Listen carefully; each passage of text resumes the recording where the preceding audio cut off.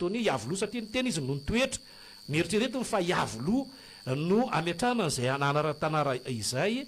ka lasa fiatsotsika amin'ny ankehitriny fa ny tantara zany de tsy azo ovaina io fa mahavoloha rehefa nandeha io de nisy aloha ny sakana voalohany teo amin'ny azoberavina teo akadimbahoaka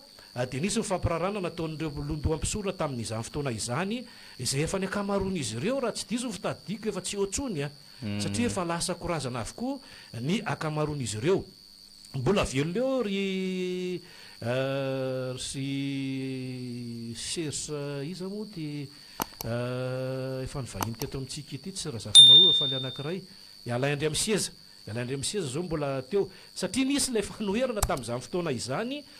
dia nisy ihany keo zavatra nataony tamin'ireny fotoana ireny rehefa nivany olana tamin'ny fisakanana voalohany teo amin'ny barazy zay nitasaiko teo de niditra teo amin'ny nandeha ny filaharam-be izay efa tonga tany lohany ny taty aoriana kosa mbola tsy nihetsika teto amin'ny kianjany telo ambe folo me satria betsaka ireo vahoaka tamin'ny fotoan'androny ary mbola betsaka ihany keo ny vahoaka matadidy an'izany tantara izany niditra teo amin'ny barazy faharoa teo ambony tetezana teo ambony tetezana teo Tanjombato de nisy ndray fampiresahana tamin'ireo mpitandro ny filaminana izay niaraka tamin'ireo ndoan'ny mpisorona tao anatin'ity sehatra ity rehefa nandeha ny fandehanana ireo diabe zay niaraka tamin'ny baiboly sy ny firana moa satria hira ara-pilazany tsara no natao teny ary tsy nisy mihitsy ny hira zao tontolo zao fa hira ara-pilazany tsara foana no natao mbola tsisy deleftia zany mbola tsisy zangy de nandeha io tonga teo andorany fotsy teo amin'ny barazy fahatelo ary teo amin'ny barazy fahatelo io satria zany ny atsika lefa manao an'le ray makabana roa mimakomina telo de lasa teo zany ny barazy fahatelo io barazy fahatelo io zay efa nahitany rehetra fa somary efa nafapana an'izay satria efa niodiody teny ny abakabaka teny ny angidimby maro isan-karazany ary ny tena zavadoza tamin'ilay izy satria ny tena de nanaraka teny foana tao arinan'ireo londoan'ny mpisorona ary rehefa aveo rehefa nanomboka navaivay de mivadika satria moa zay ny asantsika mpanao gazety vadika ao arina mpitandro ny filaminana am'izay satria izay mba hierovana ny asa fanaovana gazety ny mpitandro filaminana ary miteny an'iny mpitandro filaminana mihitsy miteny ny mpanao gazety de efa mivadika izy zay rehefa miteny an'le mandray an'ilay megafona de tadio zahay rehefa le miteny an'le izy iangaviny anareo mba tsy anelingelina ny fifamovozana sy ny lalana amin'ny fandehanan'ny mpandeha tongotra sy ny fifamovozana mba angaviny anareo hiparitaka mamerina ny faharoa izy mamerina ny fahatelo izy rehefa tsy misy miparitaka io de raikitra am'izay le mandatsaka an'le lo sy ny ranomaso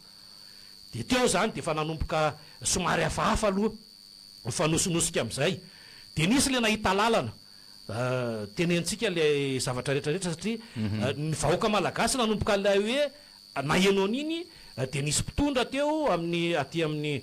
sehatry ny fanoherana ny teny hoe alohatsika somary miparitaka samy mitady lalana fa ary indray fotoana mbola tsisy io bypass io fa mbola iny lala tokany iny ihany nale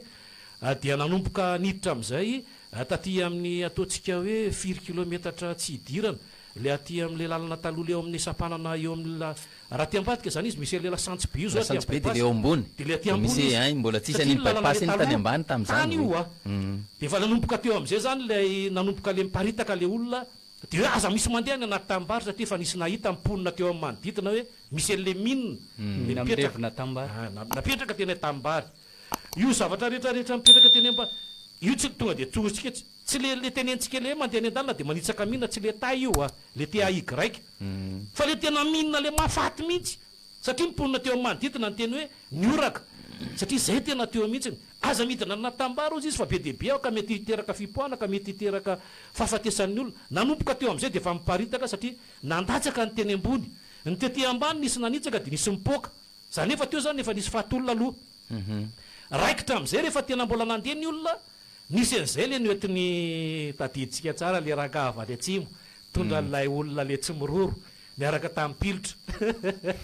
tadio ny tantara miaraka tamin'ny pilitra izy de riambony le misy avoana masony eo raha miditra ty an'le lalana talohatsika de tadidio tsara le lalana eo eo am'izay le misy an'le avoana io de raikitra an'izay nitoraka pilitra maro isan-karazany tantarany zany miainana le izy fa nanomboka teo ny tena miala satria na ny antony ny alana de Tsalavergaeta ndria malala Fianoasina tsotra efa tena navaivay be satria ny tany ambony ny antsira taty ambany mipoka nitsoka tao anatina tranon'olona eritreretiny tao anatina tranon'olona mbola nisaritiny zareo tsy haiko aloha zany zay izy voafanarana tany fa itsika zany araka tale baditra foana amin'ny mampanao gazety dia tsy nataony zareo ninina fa mendry zareo lalana fotsiny ialao de tsy maintsy niala de samy namonjy an'izay toerana rehetrarehetra fa ny akamaroan'ny toerana teo amin'ny manodidina de fianaon'ireo olona mpitsoky ireo ary mbola ny antsihan'ny mpitany ny filaminana tsy vitan'izay fa le tena le hoe nisy fiara teo raha tadiditsika le fiara le tena lavadavaky ny bala mpitandro ny filaminana i fiara iny zany zao tokony atao famantarana de ohatra hoe atao karazana ohatrany hoe le rond-point ngeta be etsya korondrano de apetraka hoe ity ny tsangam-bato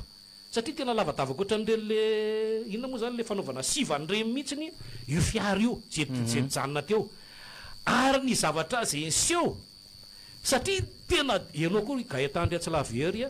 rehefa tena hoe tsy ao anatin'ny saina tsony fa mahay an'le anavitraina izahay ndray tsy nanombo tsy nitsoka le hoe hiakatra nakaty Antananarivo fa rehefa le nanivatriva tany tafaverina tamin'ny mahavoloha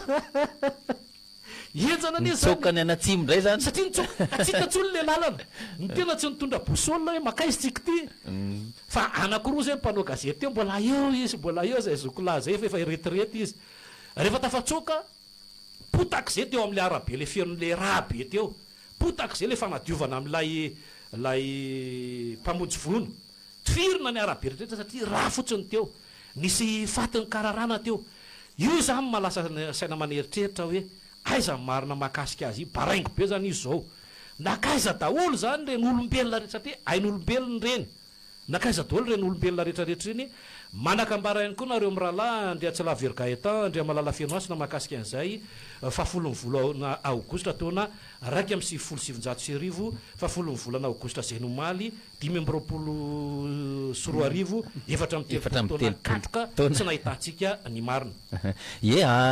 marina tokoa zany ary ny tantara tsy fanadino mamerina aloha ny araba otsika rehetrarehetra zay manaraka tsy tapaka ny valomvalopolo tebokavalo miarabatsika tonga soa atao anatin'ny fandarana deona ny fandehany hitatsika araka izany fa de zava-nisy zany satria de nanatry maso mihitsy ny namatsika tamin'izany fotoana zany tam'mbola nidina teny akianja moa tamin'izany fotoana zany manaraka akaiky ny zavatra misy ary ny zavatra tena ny ataoko hoe tantara tsy fanadino misy ain'olona maro ihany koa na foy ny be deabe ny naratra sy nitondra takaitra tao anatin'izay raha tsy diso ohatra ny tsy mba misy ataontsika hoe fanamariana na fahatserovana an'izany fahafolo ny volana aogositra izany ary zany ny zavatra ataoko hoe anisan'ny teboka mampalahelo ihany eto amin'ny tany sy ny firenena satria de ady ho an'ny fahafahana ady ho an'ny demokrasia no nataon'ny olona tamin'ireny fotoana ireny meko ny Fianoasina aloha ny fitenenana avy eo tsika manohy miresaka an'izay misimisy kokoa anterina ny araba ao amintsika rehetra mpanaraka ny fandaharana anisan'ny raha miresaka nyty hoe 10 aogositra 2017 ity isika marina zay hoe tsy voaresaka ary tany amin'ny taona 2024 aza de ninina tsy noresahana mihitsy ity raharaha 10 aogositra ity rehefa tonga teo amin'ny toerana ihany koa zafy de tsy noresahana ihany koa no mahakasika ity resaka 10 aogositra ity raha somary iverenantsika nefa ny tantara tao alohan'izany rehetrarehetra zany ny tantara rehefa tena miverina tao anatin'iny tsy ahivona foana kosa aloha 10 aogositra isa-taona tsy hivona foana satria mbola anisan'ny mbola hoe nivoyan'izany foana isika teto ary mivoyan'izany foana mbola tsy teto amin'ity onjam-peo ty zany tamin'izany fotoana zany fa tany amin'ny ainao manjery hafa ny saikany misy fampatsiahivana foana io ho an'ny tantaram-pirenena satria ny antony tsy lay hoe famendrifendrona an'le olona le tamin'izany fa hoe ny fikaroana n'lay olona latsakaina tao anatin'izany nefa nitsitapopoka satria raha tadidina zay tena anisan'ny hoe andeotsika tonga de andeho any vato nareo zao tsy mahafantatra n'izany tantara zany ny antony nalehanay teny ivato misy an'le anina ohatra nyty akanjoko ty misy an'ty eo ivato eo aloha tsy teneniko fa zareo tsy inona manotina zavatra be deabe hoe so de any satria tany no fanariana reo raina tamin'izany fotoana izany reo namony ainy reo namony ainy rehefa nijery teny ny olona marobe satria tsinjaraina ny olona tamin'izany fotoana izany nanerana nyty faritra nalamangy ity dia napetraka ry hoe io zany le nanangana le selula ny anina makarianana de nena io tena natao mangingina ny raina tanteraka raina ny vahoaka de natao mangingina io satria ny antony nanaovana anazy mangingina raha vao fantatra fantatritsika ane zany amiraly ratsiraka zany raha vao fantany fa hoe misy zao ary de miomana fa ianao tsy tapopoka vao fafany tantara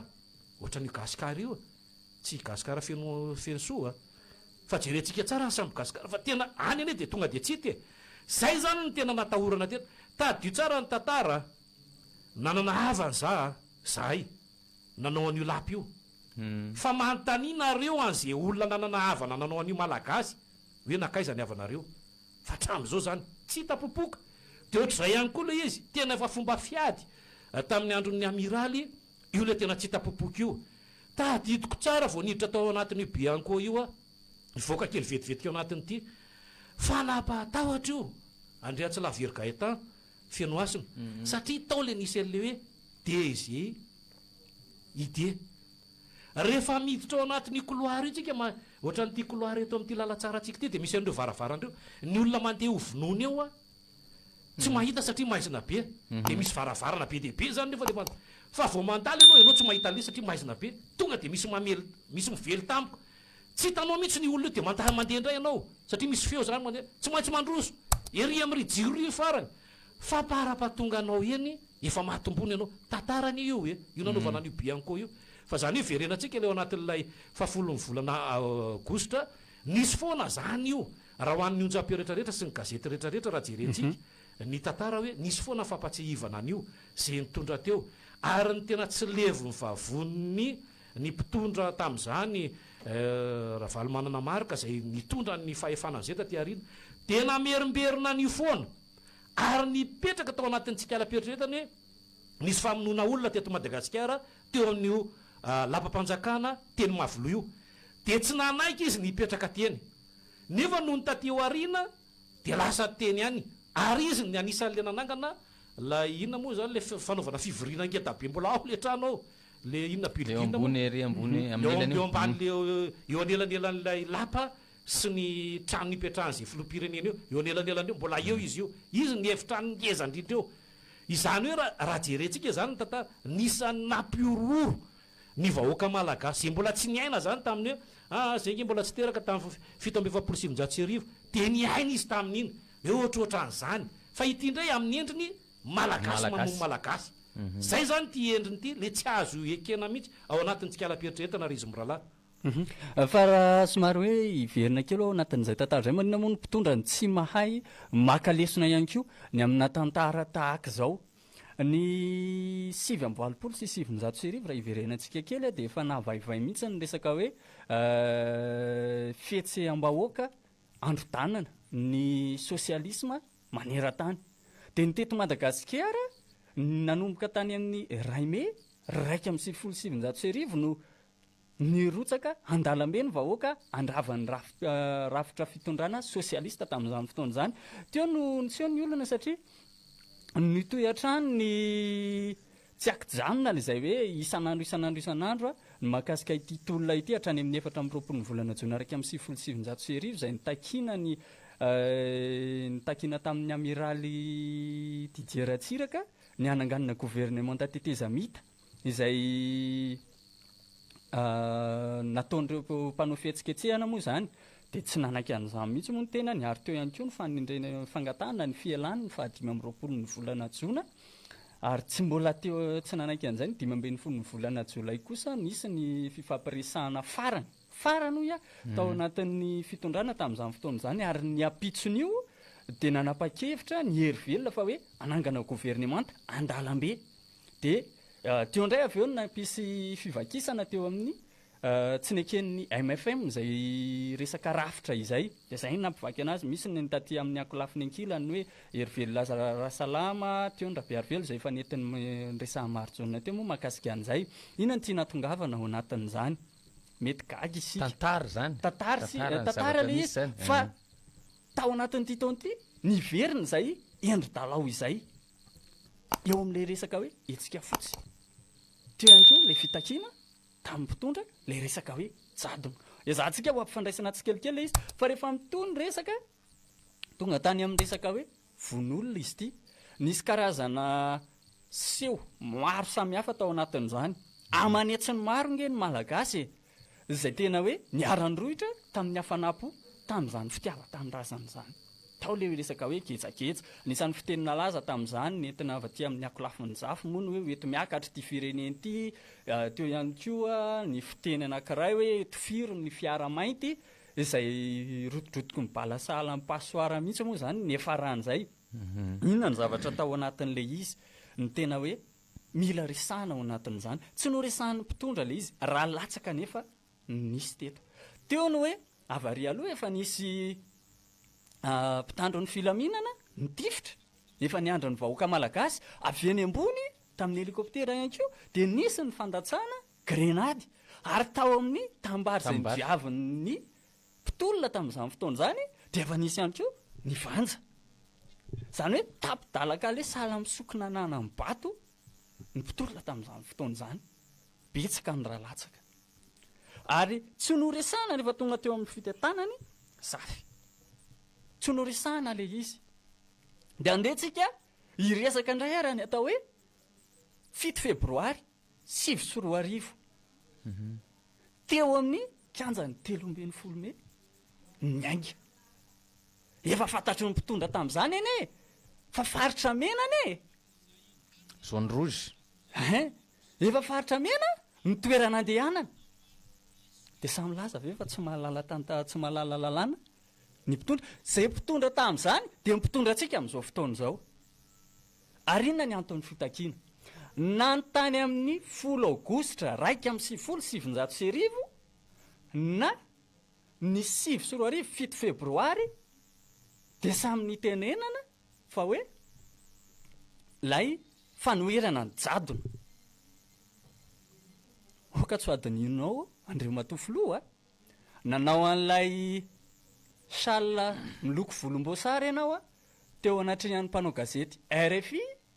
Akanjo fotsy ny nanaovanao nilazanao fa hoe Antony mampijoro ny vahoaka malagasy ny 7 Febroary dia niresaka fanoherana jadona satria rehefa mitaky ianareo dia ny hery no ampiasain'ny fitondrana Marc Ravalomanana izay mpitondra tamin'izany fotoana izany mbola teo amin'ny toerana moa izany. Ankehitriny tsika 524 raha miresaka n'izany tantara izany. Fantatrao fa tsy nentiny jadona. Fantatrao fa ratsy ny fampiasan-kery. Nefa nahoana no mbola ho ampiasain'ny mpitondra amin'izao fotoana iresantsika izao. Izay le hoe mamy ny fahefana. Mamy ny fahefana. Rehefa tsy teo amin'ny fahefana io ianao fa vao niainga dia notarianao ny vahoaka malagasy izay nararotinao ihany koa ny tsy fahalalan'ny vahoaka malagasy sasany ny amin'ny hoe irohatra ny amin'ny toerana voarara. Ary ny tao anatin'io nge ny tena malasa saina maneritreritra ry izy mirahalahy. Raha tadiditsika tsara nisy an'ilay fanenjehana nataon'ny Ravalomanana marika ny Rajoelina Nirina. Tadidiko tsara mihitsy ny mbola ao ny tantara Rajoelina Nirina. Rehefa nitsoaka efatra izahay niaraka. Tafiditra tao anatina toerana anankiray nisy alika izay, alika be izay. Io mpiambina io, za tsy hitentsony ny anarana sy izay tamin'izany. Io mpiambina io hatramin'izay mpiambina. Raha tsisy an'io mpiambina io anao efa tapitra ny ainy. Tena za tena samy teny izay, na izy voasambotra na tapitra ny ainy.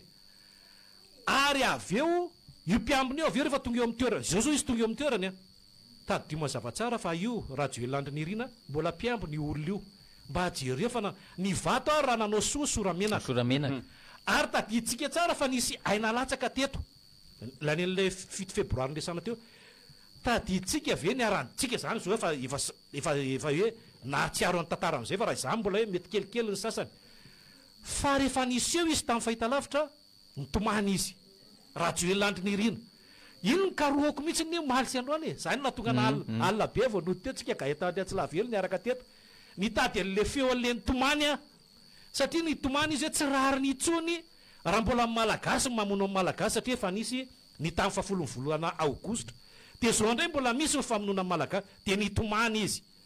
ho amin'ny ankehitriny izy tsy mitomany intsony ary tsy manao fahatsiarovana intsony fa maneso isisa be dia be ane raha ohatra raha isika taty an'le fito febroary betsaka anie ny anana latsaka teo maninona ilay olona izay hoe latsaka teo ny aindrainy tovavy io za aloha tsy hiditra hoe zay vie privée any natsonana io andry Atsilaverika tany fianoasana miasa any amin'ny président matraky tiany an'io tadiditsika tsara le ampianarina